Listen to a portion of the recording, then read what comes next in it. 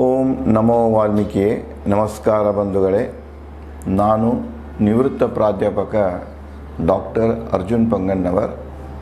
ಹೇ ಸೀತಾರಾಮ್ ವಾಹಿನಿಯ ವಾಲ್ಮೀಕಿ ರಾಮಾಯಣ ಅಂದು ಇಂದು ಚಿಂತನ ಕಾರ್ಯಕ್ರಮದ 316ನೇ ಸಂಚಿಕೆಗೆ ತಮ್ಮೆಲ್ಲರಿಗೂ ಸ್ವಾಗತ. ನಾನು ತಮಗೆ ಹಿಂದಿನ ಸಂಚಿಕೆಯಲ್ಲಿ ಮಾರೀಚನು ರಾವಣನಿಗೆ ಕೆಲವು ಸಲಹೆಗಳನ್ನು ಕೊಡ್ತಿರ್ತಾನೆ, ಉಪದೇಶನೂ ಮಾಡ್ತಿರ್ತಾನೆ. ಅಲ್ಲಿ ಅವನು ಹೇಳ್ತಾನೆ, ಇನ್ನೂ ರಾಮ 15 ವರ್ಷ ಬಿದ್ದಿಲ್ಲ. ಅವನನ್ನು ವಿಶ್ವಾಮಿತ್ರ ತಾಟಕಾರಣ್ಯಕ್ಕೆ ಕರ್ಕೊಂಡು ಬಂದಿದ್ದ. ನನ್ನ ತಾಯಿನೂ ಕೊಂದವ.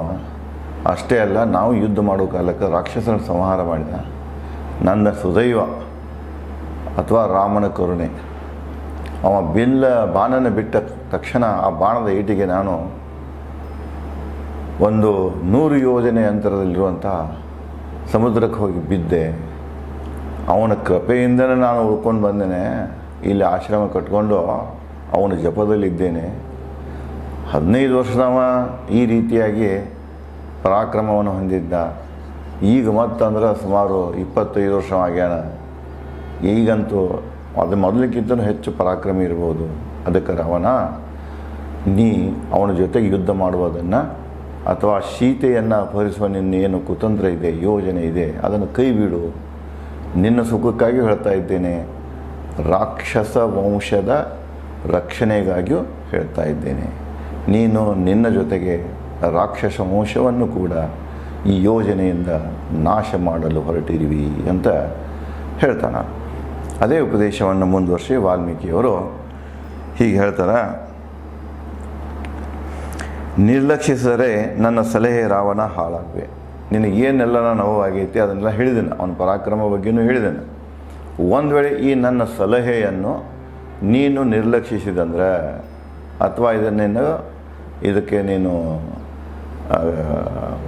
ಕಿವಿಗೊಡ್ಲಿಲ್ಲ ಅಂದರೆ ಮುಂದೆ ಹೇಳ್ತಾನೆ, ನಿರ್ಲಕ್ಷಿಸಿದರೆ ನನ್ನ ಸಲಹೆ ರಾವಣ ಹಾಳಾಗುವೆ. ಯುದ್ಧ ಮಾಡಿ ರಾಮನೊಂದಿಗೆ. ನೀ ಯುದ್ಧ ಮಾಡಿದ ರಾಮನೊಂದಿಗೆ ಹಾಳಾಗಿಬಿಡ್ತೀಯ. ಅದಕ್ಕೆ ನಾ ಹೇಳುವಂಥ ಸಲಹೆಯನ್ನು ಕೇಳು. ಈ ಎಲ್ಲ ಯೋಜನೆ ಕೈ ಬಿಟ್ಟು ಮರಳಿ ಹೋಗಂತ ಹೇಳ್ತಾನೆ. ಮುಂದುವರೆದು, ಸರೋವರದಲ್ಲಿ ಹಾವಿನೊಂದಿಗೆ ಮೀನುಗಳು ನಾಶವಾದಂತೆ ಪಾಪಿಗಳ ಸಂಗತಿ ಅಮಾಯಕ ಜನರು ನಾಶವಾಗುವರು.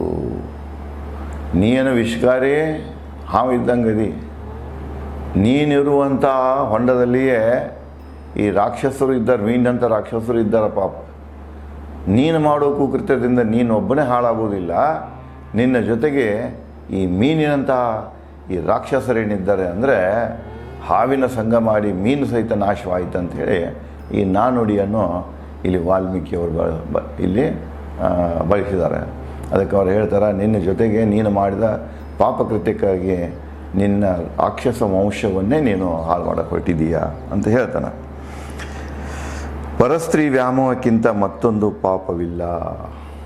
ಇನ್ನೊಂದು ಹೇಳ್ತಾನೆ, ರಾಮನ ಜೊತೆಗೆ ಯುದ್ಧ ಮಾಡಿದಂದ್ರೆ ರಾಕ್ಷಸರ ನಾಶದ ಕಾರಣ ನೀನಾಗ್ತೀಯ. ಅದರ ಪಾಪವನ್ನು ಶಾಪವನ್ನು ನೀನು ಹೊರಬೇಕಾಗ್ತಿದೆ. ಜೊತೆಗೆ ಹೇಳ್ತಾನೆ, ನೀನು ಸೀತೆಯನ್ನು ಅಪಹರಿಸಲಿಕ್ಕೆ ಹೊಂಟದ್ದು ನಿನ್ನಲ್ಲಿ ಪರಸ್ತ್ರೀ ವ್ಯಾಮೋಹ ಹೆಚ್ಚಾಗಿದೆ. ಸೀತೆಯ ಸೌಂದರ್ಯದ ಬಗ್ಗೆ ಕೇಳಿದೆಯಾ, ನಿಂದು ಮತಿ ಭ್ರಷ್ಟ ಆಗಿದೆ.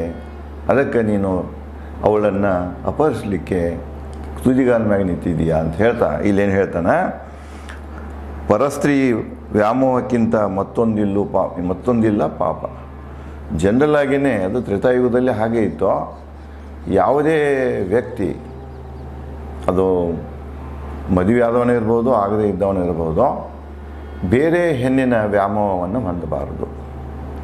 ಬೇರೆ ಹೆಣ್ಣಿನ ವ್ಯಾಮೋಹವನ್ನು ಹೊಂದಿದಂದ್ರೆ ಮಾಡಬಾರದೆಲ್ಲ ಪಾಪಕೃತ್ಯಗಳನ್ನು ಮಾಡ್ತಾನೆ ಮತ್ತು ಅದು ಒಂದು ಪಾಪದ ಕಾರ್ಯ.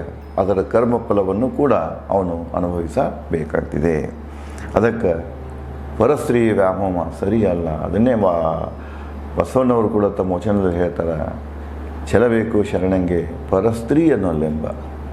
ಪರಧನ, ಪರಸ್ತ್ರೀ, ಪರರ ದೈವವನ್ನು ನೀ ಬೆನ್ನಟ್ಟಿ ಹೋದಂದ್ರೆ ನೀನು ನಾಶ ಆಗ್ತೀಯ, ಸಮಾಜನೂ ನಾಶ ಮಾಡ್ತೀಯ ಅಂತ ಹೇಳ್ತಾನೆ. ಇಲ್ಲಿ ವಾಲ್ಮೀಕಿ ಅದನ್ನೇ ಹೇಳಿದ್ದಾರೆ, ತ್ರೇತಾಯುಗದಲ್ಲೇ ಹೇಳಿದ್ದಾರೆ ಇದನ್ನು.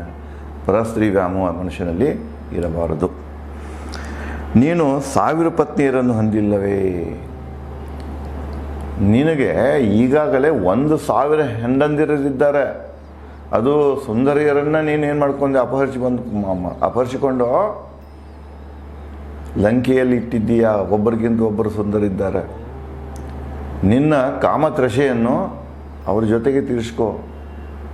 ನೀನು ಏನಾದರೂ ಹೆಣ್ಣಿನ ಸುಖ ಪಡಿಬೇಕಾಗಿತ್ತಂದ್ರೆ ನಿನ್ನ ಹೆಂಡತಿ ಜೊತೆಗೆ ನೀನು ಆ ಸುಖವನ್ನು ಪಡಿಬೇಕು ವಿನಃ ಪರಸ್ತ್ರೀಯೊಂದಿಗೆ ಸುಖ ಪಡೆಯುವಂಥ ಈ ಆಸೆ ಏನಿದೆ, ವ್ಯಾಮೋಹ ಏನಿದೆ, ಬಯಕೆ ಏನಿದೆ, ಇದು ಪಾಪದ ಕೆಲಸ, ಅಧರ್ಮದ ಕೆಲಸ. ಇದನ್ನೇ ಮಾಡಬೇಡ.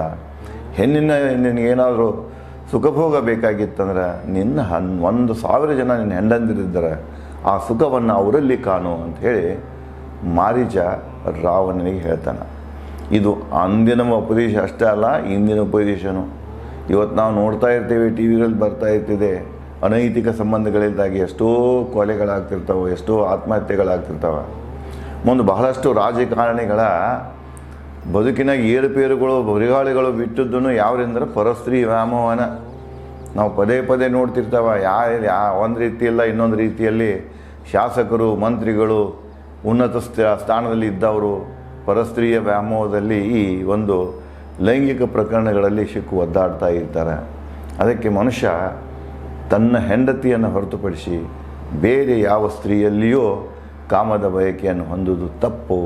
ಅವಾಗೂ ಹೇಳಿದ್ದಾರೆ, ಈಗನೂ ಹೇಳ್ತಾ ಇದ್ದಾರೆ. ಇಷ್ಟು ಇದ್ದರೂ ಕೂಡ, ಇಷ್ಟೊಂದು ಸುದೀರ್ಘ ವರ್ಷ ಆದರೂ ಕೂಡ ಮನುಷ್ಯನ ಈ ಸಾಮಾಜಿಕ, ವೈಯಕ್ತಿಕ ಮತ್ತು ಸಾಮಾಜಿಕ, ಮಾನಸಿಕ ಸ್ಥಿತಿಗತಿ ಇನ್ನೂ ಬದಲಾಗಿಲ್ಲ. ಇವು ಬದಲಾದಾಗ ಮಾತ್ರ ಪರಿವರ್ತನೆ. ನಾವು ಮುಂಜಾನೆ ಸಂಜೆ ತನಕ ಎಲ್ಲ ಬೋಧನೆಗಳನ್ನು ಮಾಡ್ತಿರ್ತೇವೆ, ಎಲ್ಲ ಹೇಳ್ತಿರ್ತೇವೆ, ಒಳ್ಳೆ ಪೋಸ್ ಕೊಡ್ತಿರ್ತೀವಿ. ಅದರ ಮನಸ್ಸಿನಾಗ ನಾವು ಯಾವುದೇ ಒಂದು ಪರಸ್ತ್ರೀಯ ವ್ಯಾಮೋಹದ ಬಗ್ಗೆ ಸಿಲುಕೊಂಡಿವಿ ಅಂದ್ರೆ ಎಲ್ಲನೂ ವ್ಯರ್ಥವಾಗಿ ಹೋಗ್ತಿದೆ. ನಿಜವಾದ ಪರಿವರ್ತನೆ ಏನಂದರೆ ತ್ಯಾಗ, ಅಂದರೆ ಸ್ತ್ರೀ ತ್ಯಾಗ ಮಾಡಬೇಕು. ಮದುವೆ ಆದವರಂತೂ ತನ್ನ ಹೆಂಡತಿಯನ್ನು ಬಿಟ್ಟು ಇನ್ಯಾವ ಸ್ತ್ರೀ ಜೊತೆಗೂ ಸಂಬಂಧ ಹೊಂದುವ ವಿಚಾರವನ್ನು ಮಾಡಬಾರ್ದು. ಮತ್ತು ಸಾಮಾನ್ಯವಾಗಿ ಜನರು, ಗಂಡಸರಲ್ಲಿ ಸ್ತ್ರೀ ತ್ಯಾಗದ ಬಗ್ಗೆ, ಪರಸ್ತ್ರೀ ತ್ಯಾಗದ ಮನೋಭಾವನೆಯನ್ನು ಬೆಳೆಸಿಕೊಳ್ಳಬೇಕು, ವ್ಯಾಮೋಹವನ್ನು ಬೆಳೆಸಿಕೊಳ್ಳಬಾರದು ಅಂತ ಇಲ್ಲಿ ವಾಲ್ಮೀಕಿಯವರು ಜನಸಾಮಾನ್ಯರಿಗೆ, ಲೋಕಕ್ಕೆ ಈ ಉಪದೇಶವನ್ನು ಮಾಡ್ಯಾರ. ಮುಂದುವರಿದು, ಓ ರಾವಣ, ನಿನ್ನ ಪತ್ನಿಯರಲ್ಲಿ ಸುಖ ಕಾಣು.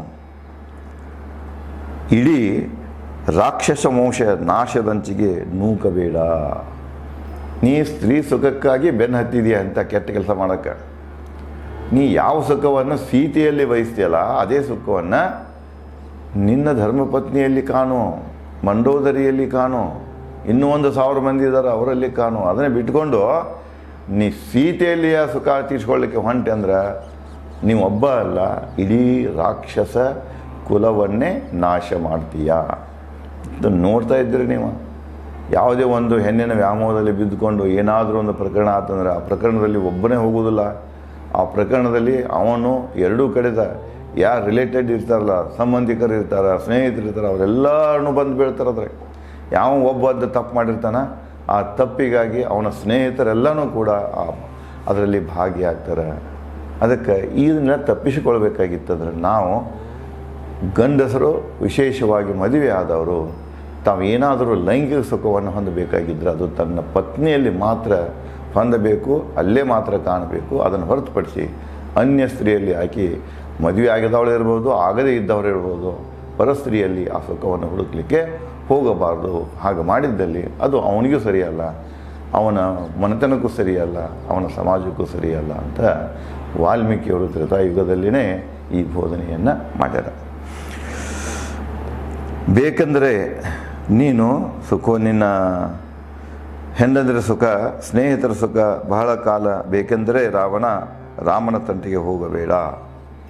ಇನ್ನು ನೀನು ನಿನ್ನ 1000 ಹೆಂಡಂದಿರಿದಾರೆ, ಅವ್ರ ಸುಖ ಇನ್ನೂ ನೀ ಅನುಭವಿಸ್ಬೇಕಂದ್ರೆ ನಿನ್ನ ಸ್ನೇಹಿತರ ಜೊತೆಗೆ ನೀನು ಒಳ್ಳೆ ಕಾಲವನ್ನು ಕಳೀತಾ ಇದ್ದೀಯಾ, ಅದು ಸ್ನೇಹಿತರ ಸುಖಾನೂ ಇದೆ. ಇವು ನಿನಗೆ ಹಿತಗಳು, ಈ ಸಂತೋಷ ನಿನಗೆ ಮುಂದುವರಿಬೇಕಾಗಿತ್ತಂದ್ರೆ ಬದುಕಿನಾಗ ನೀನು ರಾಮನ ಜೊತೆಗೆ ಯುದ್ಧ ಮಾಡುವುದನ್ನು ಸೀತೆಯನ್ನು ಅಪಹರಿಸುವಂಥ ಈ ಯೋಜನೆಯನ್ನು ಕೈಬಿಡು, ಇದರಿಂದ ನೀನು ಒಳಿತಾಗ್ತಿದೆ ಅಂಥೇಳಿ ಮಾರೀಚ ರಾವಣನಿಗೆ ಹೇಳ್ತಾನೆ. ಸಲಹೆ ಮುಂದುವರಿಸಿ ಮಾರೀಚ ರಾವಣನಿಗೆ ಉಪದೇಶಿಸಿದ ಹೀಗೆ. ಮತ್ತು ತನ್ನ ಸಲಹೆಯನ್ನು ಮುಂದುವರಿಸಿ ಮಾರೀಚ ರಾವಣನಿಗೆ ಹೇಳ್ತಾನೆ, ತಾಟಕಾರಣ್ಯದಲ್ಲಿ ಪ್ರಾಣ ಉಳಿಯಿತು. ಕ್ರೂರ ಮೃಗ ರೂಪಧರಿಸಿ ದಂಡಕಾರಣ್ಯದಲ್ಲಿ ಮುನಿಗಳ ಭಕ್ಷಣೆ ಮುಂದುವರಿಸಿದೆ. ಇಬ್ಬರು ಸಹ ರಾಕ್ಷಸರ ಜೊತೆಗೆ. ತನ್ನ ಕಥೆ ಹೇಳ್ತಾನೆ. ನಾವು ಏನು ಮಾಡ್ತಿದ್ದೀವಿ ಅಂದ್ರೆ, ದಂಡಕಾರಣ್ಯದಾಗ ನಾನು ನನ್ನ ಕೆಲವೊಂದು ಸ್ನೇಹಿತರು ಸೇರಿಕೊಂಡು ಋಷಿ ಮುನಿಗಳಿಗೆ ತೊಂದರೆ ಕೊಡ್ತಿದ್ದು, ಅವರನ್ನು ಭಕ್ಷಿಸುತ್ತಿದ್ದು. ನಾವು ಮಹಾ ಉಪದ್ರವಿಯಾಗಿದ್ದವು. ತಾಟಕಾರಣ್ಯದಲ್ಲಿ ದಂಡಕಾರಣ್ಯದಲ್ಲಿ ಅಡವಿಯಲ್ಲೇ ನಾವು ಬಹಳ ಉಪದ್ರವಿಯಾಗಿದ್ದೀವಿ. ನಮಗೇನು ಬೇಕೋ ಆ ರೂಪವನ್ನು ಧಾರಣೆ ಮಾಡಿ ನಾವು ರೂಪಗಳನ್ನು ಧಾರಿಸುವಂಥವ್ರು. ನಾವು ಏನು ಆಣೆ ಆಗ್ಬೇಕಾದ್ರೆ ಆಣೆ ಆಗ್ತೀವೋ, ಕತ್ತಿ ಆಗ್ಬೇಕಾದ್ರೆ ಕತ್ತಿ ಆಗ್ತೇವೆ, ಚಿಗರೆ ಆಗ್ಬೇಕಾದ್ರೆ ಚಿಗರೆ ಆಗ್ತೇವೆ, ಮನುಷ್ಯ ಆಗ್ತೇವೆ, ಹೆಣ್ಣು ಆಗ್ತೇವೆ, ಗಂಡು ಆಗ್ತೇವೆ, ಹಾವು ಆಗ್ತೇವೆ. ನಮಗೆ ಏನು ಇಚ್ಛಾ ಏನು ಆಗಬೇಕಂತಿರುತ್ತೆ ಅದನ್ನು ಆಗುವಂಥ ಶಕ್ತಿ ನಮ್ಮಲ್ಲಿದೆ. ಅದನ್ನೆಲ್ಲನೂ ನಾವು ಉಪಯೋಗ ಮಾಡಿಕೊಂಡು ಭಾಳಷ್ಟು ಜನರಿಗೆ ತೊಂದರೆ ಕೊಡ್ತಾ ಇದ್ದೇವೆ ಅಂಥೇಳಿ ತನ್ನ ಕಥೆಯನ್ನು ಮುಂದುವರಿಸ್ತಾನೆ. ಮುಂದೆ ಈ ಕಥೆಯನ್ನು ಹೇಳ್ತಾ ಅವನು ಪುನಃ ರಾವಣನಿಗೆ ಏನೆಂದು ಸಲಹೆ ಕೊಡ್ತಾನೆ, ಉಪದೇಶ ಕೊಡ್ತಾನೆ ಅನ್ನೋದನ್ನು ನಾನು ತಮಗೆ ಮುಂದಿನ ಸಂಚಿಕೆಯಲ್ಲಿ ಹಂಚಿಕೊಳ್ಳುತ್ತೇನೆ. ಧನ್ಯವಾದಗಳು.